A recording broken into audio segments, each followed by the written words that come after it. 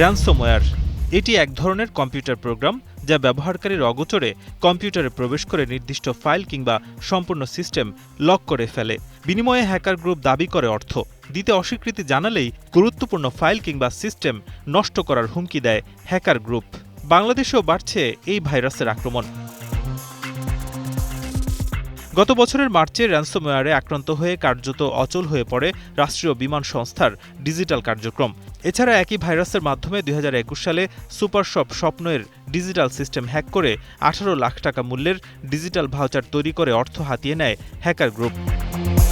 Ransomware ছাড়াও ডিডোস virus, spamming, fishing লিঙ্কের মাধ্যমেও দেশে বাড়ছে সাইবার আক্রমণ। এক গবেষণায় দেখা গেছে শুধুমাত্র ২০২৩ সালে ১১.৪ মিলিয়ন সাইবার অ্যাটাক হয়েছে দেশে। সাইবার স্পেসে ৩৩.৩ মিলিয়ন ঝুঁকিপূর্ণ ঘটনা শনাক্ত হয়েছে। আর দেশের হোস্টকৃত সার্ভার থেকে আক্রমণের ঘটনা ৭৮,০০০ ছাড়িয়েছে।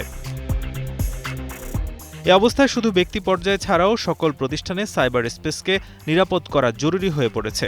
আর নিরাপত্তার জন্য জরুরি আধুনিক ও আর্টিফিশিয়াল ইন্টেলিজেন্স সমৃদ্ধ সিকিউরিটি প্রোডাক্ট। বৃহস্পতিবার গুলশানের এক হোটেলে ক্যাসপারস্কি নেক্সট নামে এমন এক চতুর্থ প্রজন্মের সাইবার নিরাপত্তা নিশ্চিত ব্যবস্থা উদ্বোধন করা হয়। যে কোনো সাইবার নিরাপত্তার ঝুঁকি সম্পর্কে আগেভাগে অবগত করবে এটি।